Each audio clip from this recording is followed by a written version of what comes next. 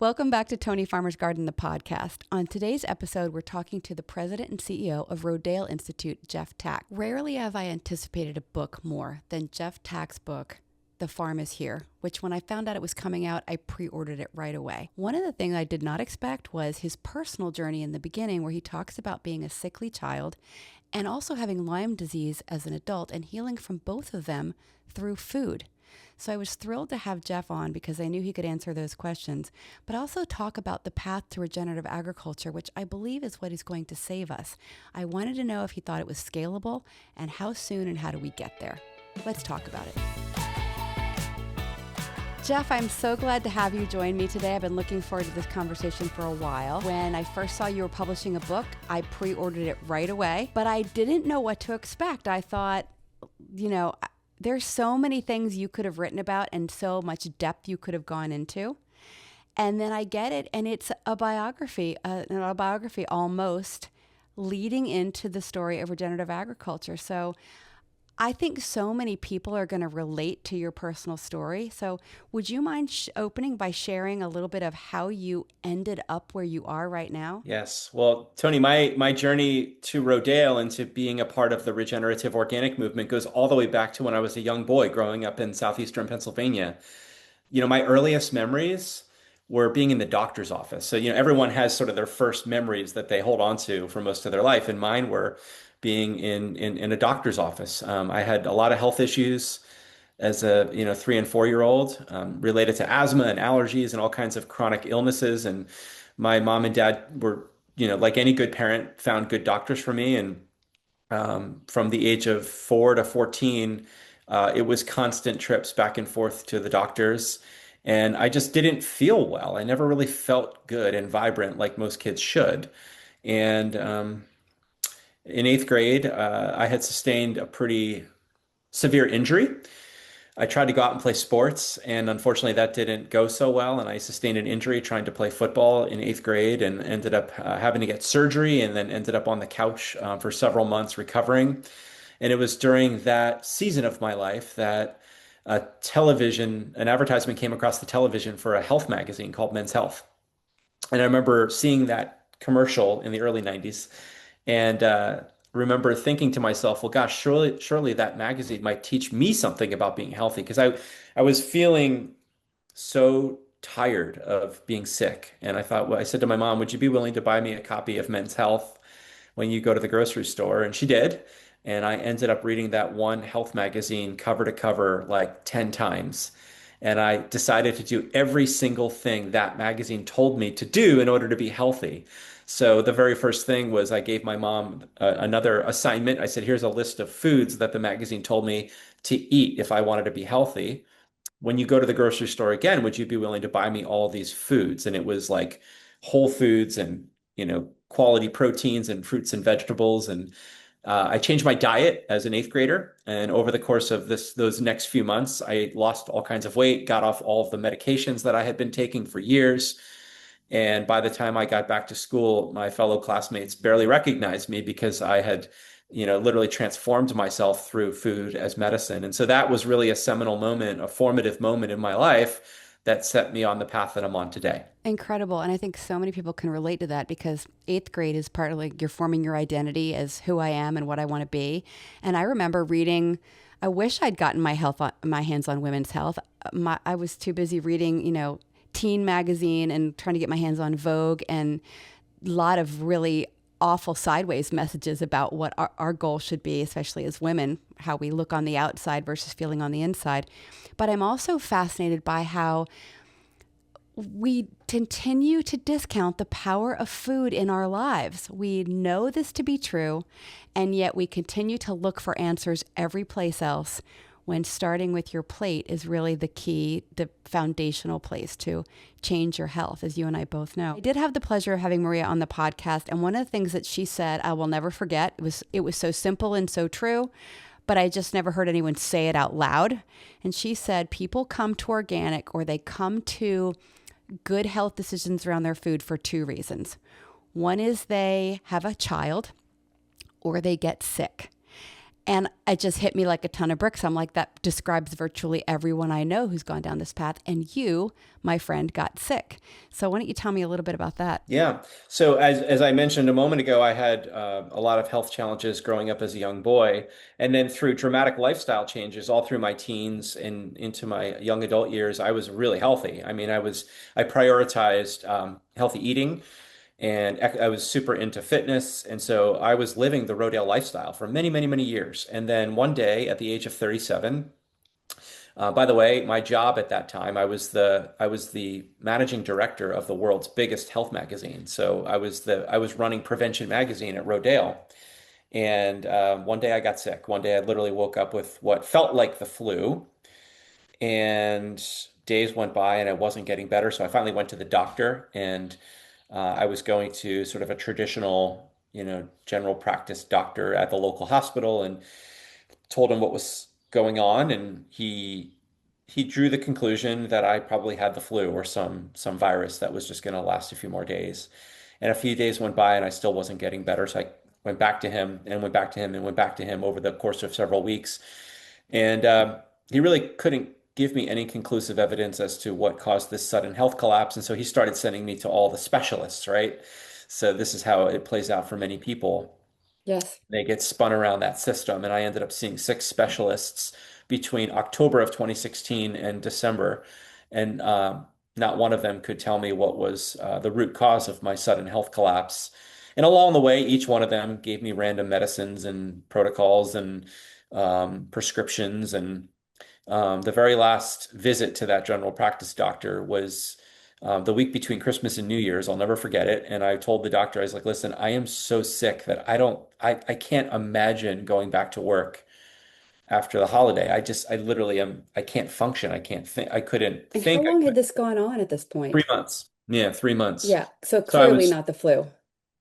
correct, right. And so the last thing that doctor did for me was he wrote me a letter to give to my employer asking to go on medical leave. And he also gave me a prescription to an antidepressant and to a sleep medication because I had been suffering from severe insomnia, as I think anyone would that was going through something like that. So at that point I was on medical leave in January, and a good friend came to visit and told me about Dr. Bill. And Dr. Bill was a doctor that you would go to when no one else could provide answers. And he practiced something called functional medicine, which I knew nothing about. And he also warned me that appointments with Dr. Bill were hard to come by.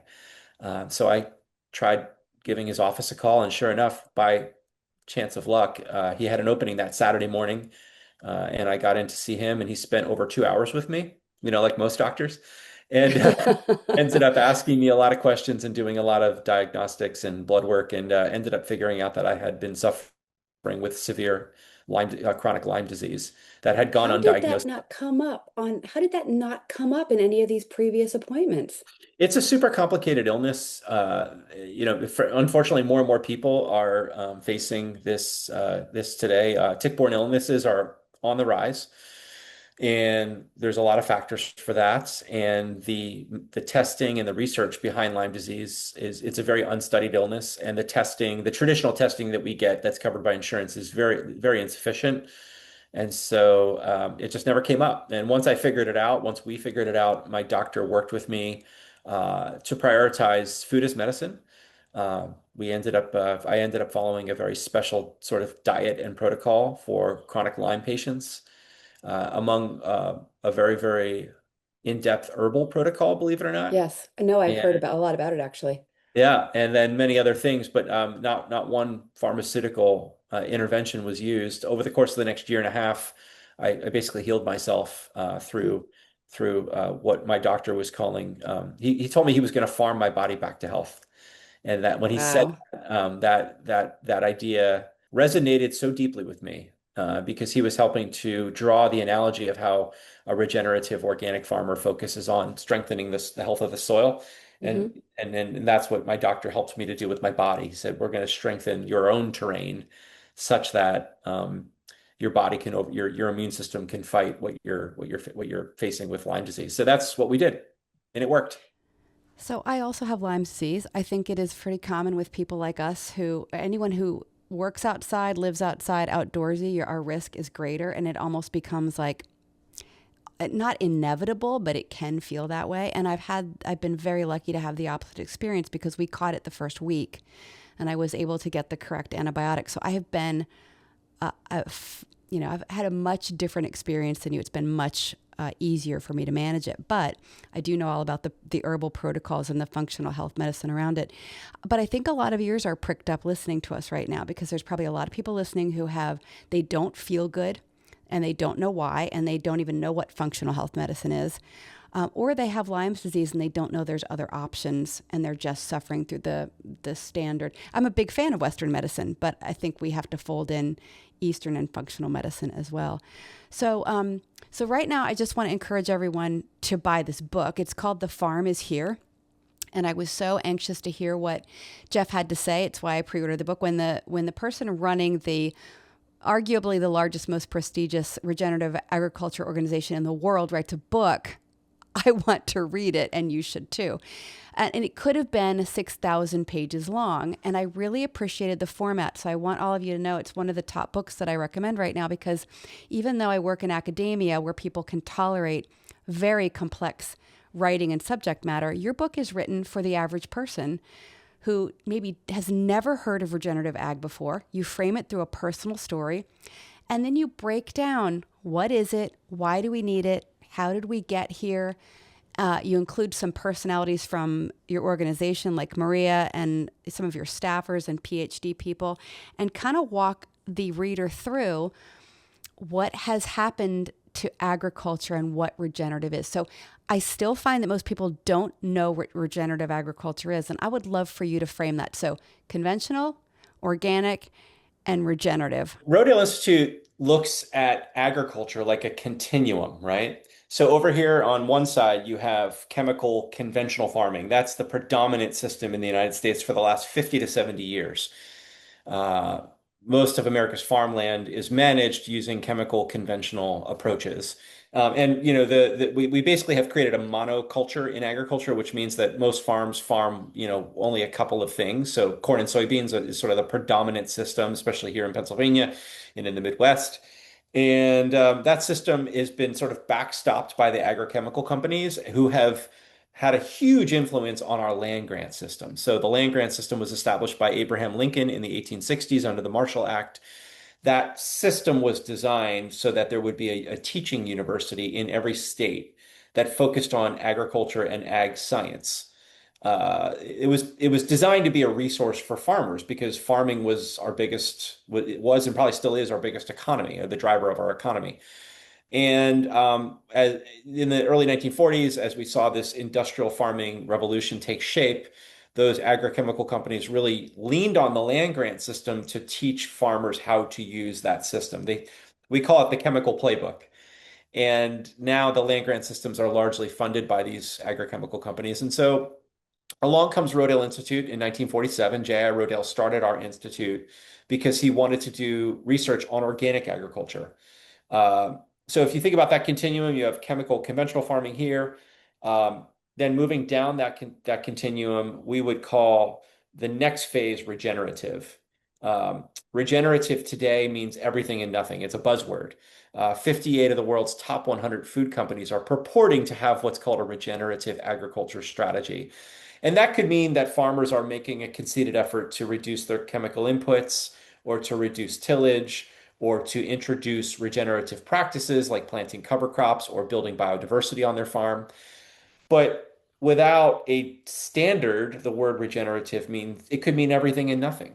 There's certain companies, large scale multinational food companies that are using that word that are making no conceded effort to reduce their pesticide or herbicide inputs in their supply chain.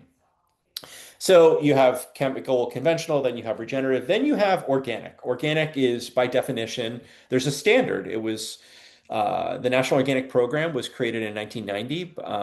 It's housed under the USDA. It's federal legislation. Rodale Science played a huge role in advocating for that policy shift. And today, the organic industry is about $100 billion worldwide. And what that standard and definition and certification means, what is it's a trusted label whereby consumers can know that their food was grown and produced without harmful pesticides and herbicides. It's an audited system, and so there are third-party auditors that go out and literally visit farms and look under the hood, so to speak, and they work all throughout the supply chain to audit and to guarantee that a consumer is getting what they paid for. Rodale believes deeply in the organic standard. We stand behind it, and our science supports it. And it's a standard that has not been innovated for well over 20 to 25 years. And so along comes Rodale about 9 years ago. Now we're getting all the way to the other end of that continuum. And Rodale came together with another entity to help form what is now called Regenerative Organic Certified. It's now the newest and highest bar certification in our food industry. It's also the fastest growing certification. And Regenerative Organic Certified is built on the National Organic Program's definition of organic. That's the baseline. So every farm that meets the ROC certification must at least be certified organic and has strict protocols around soil health, animal welfare, and social fairness, making sure that farm workers in those farming systems are being paid a fair wage and treated ethically, as well as the animals in those systems. So that's the continuum: is conventional, regenerative, organic. That's how we would define it. Interesting. Okay, and so, gosh, I have so many questions. Do you think that the FDA is going to add a certification for this at some point, or do you think it will continue to be certified outside of the federal government? Yeah, as the USDA houses the organic standard today, Oh, and right. Sorry. Dale and many other leaders have we've attempted to engage our federal government around the word regenerative, and we still do. However, we decided to launch this standard separate of the USDA because in 2017, I believe it was 2017, the USDA allowed for hydroponic growing under the organic definition. That was something Rodale and other leaders in our industry were not in favor of. Um, Is that because of soil health or? Correct. We believe at Rodale that healthy food can only grow in healthy soil. The hydroponic growing system is not something that Rodale endorses within the organic standard, but it was allowed. And so Rodale felt it was important to build a regenerative certification separate of the USDA so that we could make soil health the number one priority. Um, we're not going to give up. There's many great leaders in our food industry that continue to advocate for a regenerative definition at the USDA. And we're making some progress there. And I should also mention, Toni, that many people credit J.I. Rodale, our founder, for coining the term organic as it's used today. And his son, Robert, which would be Maria's father, many people credit Robert Rodale for coining the term regenerative agriculture in the 1970s. So there's a family lineage Rodale has, established around these two very important words in our food industry. Quite a legacy, right?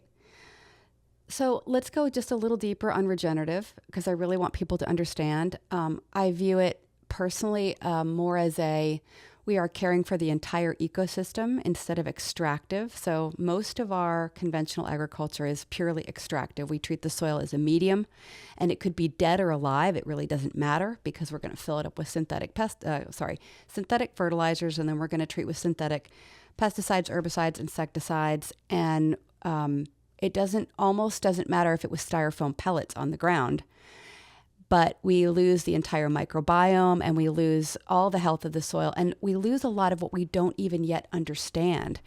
As I dabble in so much in soil science, I continue to be shocked at how little we know about even understanding we haven't even identified 10%, I think, of the soil microorganisms. Scientists at Rodale estimate that we only know about 5% what there is to know about the soil. It's one of the most complex ecosystems in the solar system. I mean, soil Yeah.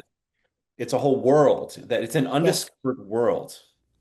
So we're really have jettisoned the entire concept in conventional ag. We don't really care about the soil. We treat it just as something to put things in and then take things out of, and it's purely what we call extractive agriculture. But I think the average person right now is really interested in. They don't realize what regenerative is, and they don't realize they're interested in it. But it's treating the entire farm, the entire system. What are the pollinators like? What is the soil like? What are the native plants like? How are animals being integrated. And I get people arguing all the time on my social media. I get vegans and the meat mafia, I call them, arguing back and forth. And I stand in the middle. I would say you may or may not eat meat, but animals are critical to the health of a healthy farm. Even if you don't eat those animals, their manure and even the way cows shuffle the soil when they walk across it, the way chickens are eating insects out of manure, like it creates this beautiful cycle, this closed loop that then also happens to give us food. Instead of just a flat line that we extract from, it creates this. And I think people are, when you look at the number of people who, especially young people who are, you see them on social media or anywhere, and they're like, I just wish I could move to a farm and have chickens and grow my own food. So on the one hand, they have no idea how difficult that is. But I love that the attraction is there. We're starting to come back to, we are part of a larger system as human beings. We're part of the ecosystem, and we can either work against it or we can work with it. And what you're proposing at Rodale is, how about we work with it, step back, figure out what it does, respect it, and then work with it. So you now have done 40 years worth of trials looking at organic versus conventional. Why don't you, it's a marvel what you have to share. So share a little bit of the findings. Yeah. So first of all, I completely agree with you. Farming has become like mining in Yes. our society. So farms have become like mines. How much can I extract from my land? And it's all about productivity and yields, right? That's sort of been the predominant mindset that has consumed agriculture, which makes sense because so many other industries function in the same way. And I guess it's part of the system we're a part of in this moment. But at the same time, you've been to Rodale, you've been to our farm. Our Many times. farm is it's a dynamic ecosystem. It's a system, and we manage it like a system. Our farm was purchased in 1971. It had been a chemical, conventional, highly extractive farm. The former landowners and farmers completely degraded the soil, and so we've been regenerating this farm since 1975, I believe. And over the last 45 years, we've not only have we, rebuilt our soil and regenerated this ecosystem. And by the way, our farm it's so different than any other farm in our county and probably in Pennsylvania and probably in the United States. It's a very, very diverse farm. And you can literally feel almost like a hum or a pulsation coming from the land. When you're here, there's a very sacred feeling that you get. And not to sound wooey, but there's so many people that have told me that. They're like, when I'm on your farm, I literally feel something. I feel different. And so, yes, in addition to the spiritual dimension of our farm, there's also the science. And in 1981, we established what is called the Farming Systems Trial. And it's a long-term research project that's studying chemical conventional grain crops, sort of the predominant system that we spoke about earlier. And we're comparing that system with regenerative organic ways of growing the exact same crops. And so the farming systems trial was established because Robert Rodale, along with other leaders, were going back and forth to our federal government in Washington, D.C., and advocating for systems change and policy change in food and agriculture. And our policymakers at the time were sort of teasing Bob and other leaders and saying, you got to do some science. Like what organic is just a bunch of hippie minded ideologies. Like, actually, can you actually prove that organic is even a real viable production system? And so Bob accepted that challenge and he came back and started his own research and then invited many other academic partners into that research. And we now have 45 years of science that is proving that regenerative organic grain systems are far superior to conventional. And here's what we've learned. Here's a couple of things we've learned. Over the last 45 years, we've first and foremost learned that organic yields within a grain system can be at least equal to conventional. So whenever you hear that argument, oh, organic farming can't feed the world, well, that's just not true. Our science has proven over a long period of time that organic systems produce the same amount as conventional over a long-term period, especially in years when we see extreme weather events. So whether it's extreme rain or lack of rain, drought, the organic systems have proven to be way more resilient. And we've seen up to 30 to 40% increases in yields versus conventional in times of extreme weather events. We've also learned that organic systems are far more profitable for farmers, which, farmers are facing a financial crisis right now. Farming is a very low margin business. Farm debt is a real thing, and farmers struggle today. And yet, organic is producing between 3 and 6 times more profit. We've learned that. We've studied that. We've proven that. We've done that while using 45% less energy, at a time when diesel fuel is $5.50 a gallon. Farmers are using less energy in organic systems, so that's a huge financial savings. We're also proving that organic systems hold way more water and store that water at deep depths. Water is going to be a major crisis in our society in the coming decades. Well, guess what? Regenerative organic systems use water way more efficiently. And we store way more carbon deep in the soil where it belongs. So we can literally make our farming fields a carbon sink as we face a climate crisis. So those are just some of the headlines coming out of the farming systems trial. And so that's one of the biggest pieces of misinformation about growing regeneratively or growing organically that he addressed there. People say it can't be done. Well, you could never grow as much food this way because you need the synthetic fertilizers to just ramp up growth, and then you need all the pesticides, all the sprays, the herbicides to knock back everything that threatens the crop. You'd never be able to grow the same amount of food. And I believed that for a long time until I started reading your research, and then I saw, other arguments as well. So it's something that the public really does need to know. It will take, in my opinion, federal policy and federal dollars if we ever really wanted to make this switch. I talk to farmers all the time who want to make the switch. They're very curious. They're reading about it a lot. But it takes 3 tiers to get organic certified, and it takes 3 to 5 years to really get to a point where you've healed your soil, your land from all those chemical inputs. And so someone's got to support our farmers through that transition.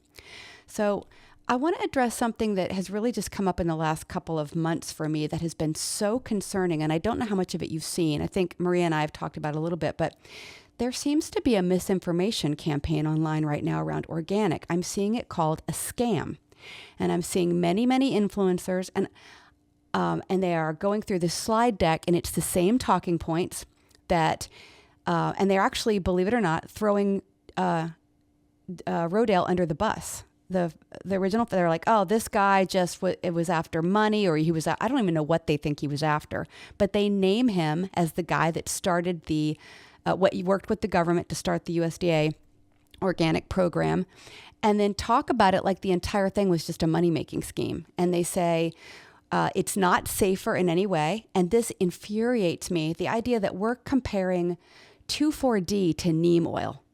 I mean, I can't even speak when I say that out loud. They are basically saying that the synthetic chemicals that are sprayed on conventional are no better or worse than some of the organic approved interventions like BT or insecticidal soap or many of the other interventions that we use. There is, in my opinion, no comparison between the danger of these. And I'm also seeing big claims like, oh, there's no nutrient change. Like it's no more nutrient to eat organic, nutrient dense food. And we know there are studies, more and more and more studies coming out right now that are saying, we haven't checked this in 25 years. And now we're finally doing the studies, and we're showing that food that's grown organically and regeneratively is absolutely more nutrient dense. Yeah.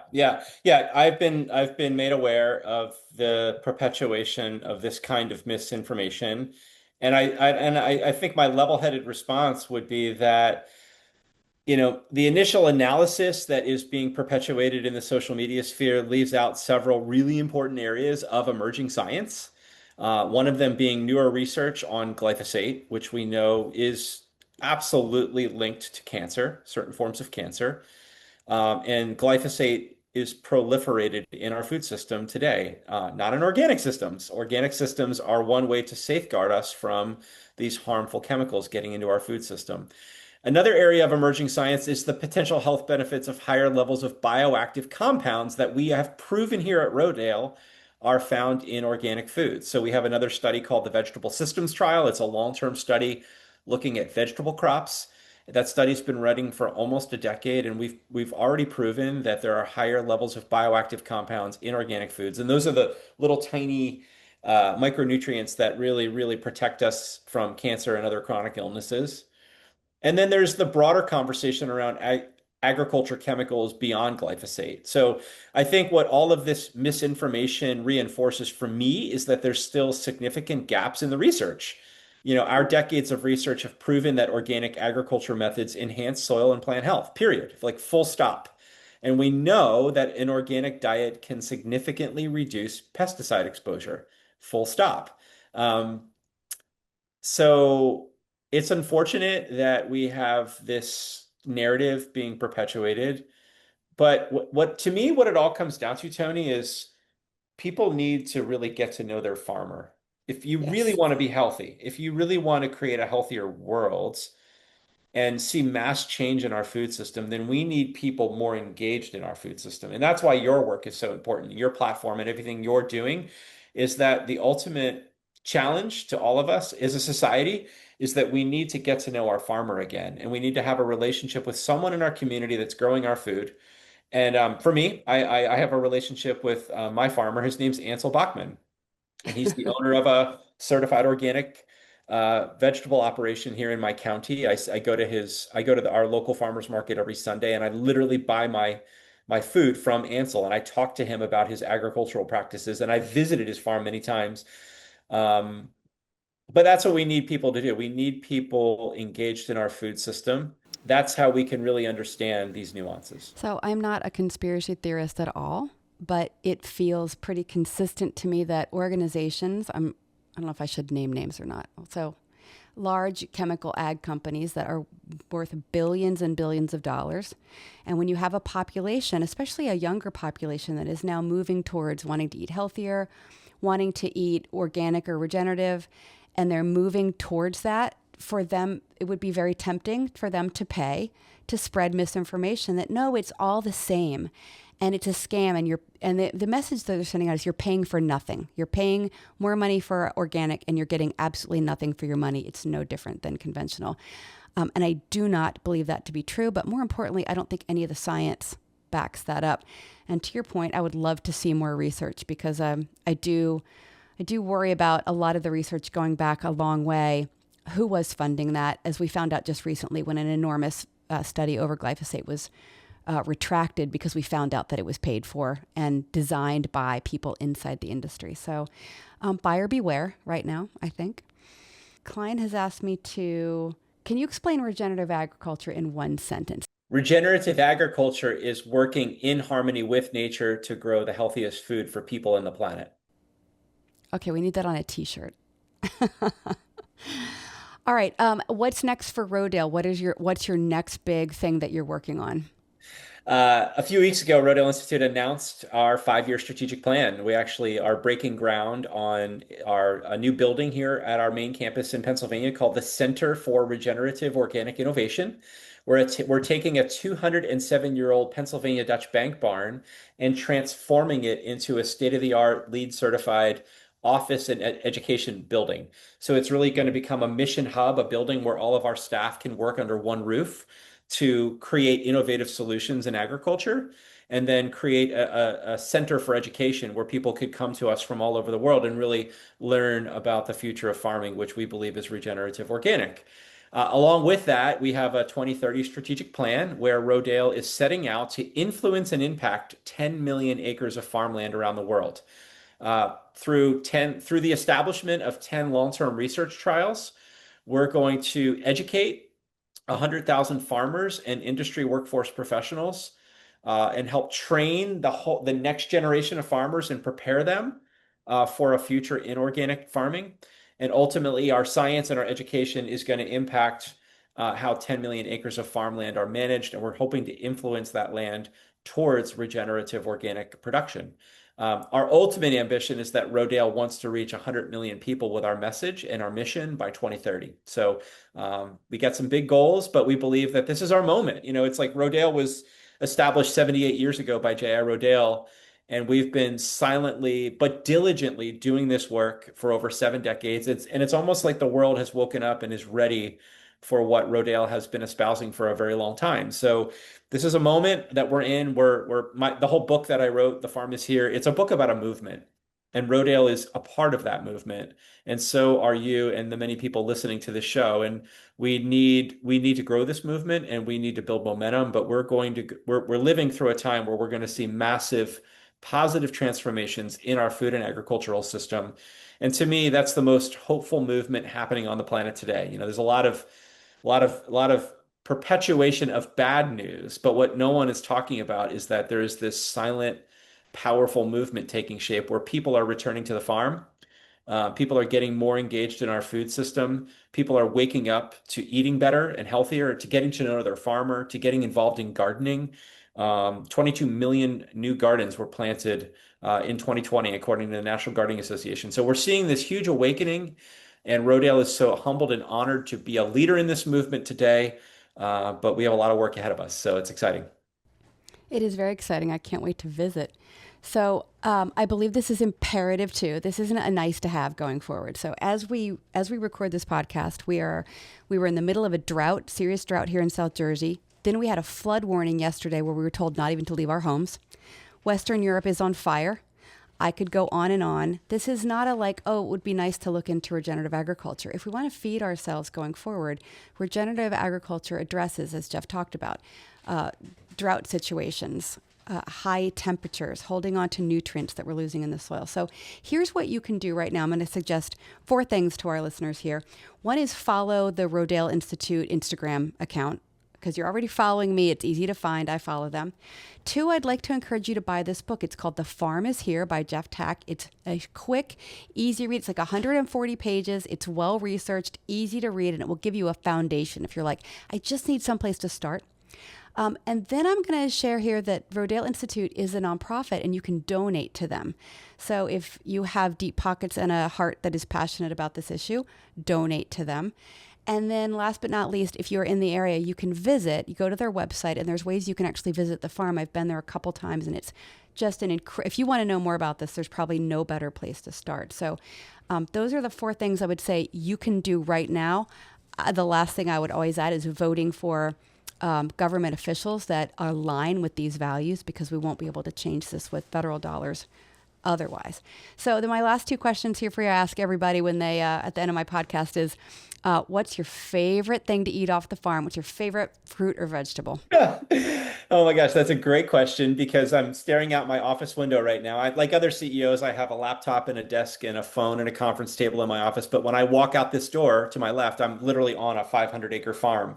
And our students, the students that come here to train to be organic farmers, have an area where they're growing berries. And right now, the wine, surface berries and some of the other berries are just popping. And so Mm, often in between meetings, I get up from my desk and I go out for a walk and I just start gobbling berries off the bushes. And it's the highlight of the year on the farm for me. I love that. All right. And then last question. I just love this because I love food. I'm obsessed with food. So I'm taking you out to dinner anywhere in the world. Where are we going? I'm going to use this opportunity to give a shout out to a restaurant that I ate at this past weekend. Okay. Hold on one second. Yeah, I visited a farm. I spent a lot of time in South Jersey, Ocean City, New Jersey specifically. And my favorite farm is Stone Circle Farm in Cape May Courthouse, New Jersey. And when I went to my farm market last week to visit my farmer and buy food, they told me about this incredible new restaurant in Stone Harbor called La Porteña. And it's a wonderful Argentinian restaurant, and it's sourcing all local and organic ingredients. And I have to just say, for people that vacation in that part of the world, it's very hard to find restaurants that are doing proper sourcing of proper Yes. food from proper farms. And this particular restaurant blew my mind, and I was so impressed. And so that's my shout out. You and I would go to La Porteña in Stone Harbor, New Jersey. Well, maybe we will someday. Like, that's not off the table. And yes, I bet you it tasted so much better than if when you're really doing the actual sourcing from really good quality food, you will taste the difference on your plate. There is no question. I also All have to right, take the liberty of giving one more shout out to another farm I please. think I've told you about who's that's in your backyard. It's called Reed's Farm. It's Mhm. also a nonprofit. It's in Egg Harbor Township. They have an amazing mission. Cookie Till is the founder there, and Reed's Farm is growing food for one of the most food insecure cities in America, Atlantic City, New Jersey. Yes. All the food grown at that farm is trucked into Atlantic City and sold in corner stores and bodegas and providing nourishing, nutrient-dense food to the people that most need it. So big shout out to Reed's Farm in Egg Harbor Township. I think Cookie would make a great podcast guest, so I may reach out to her Totally. next. You should Awesome. absolutely meet Cookie. She's a force and doing amazing work in the world. Thanks for listening, everybody. We'll see you in 2 weeks.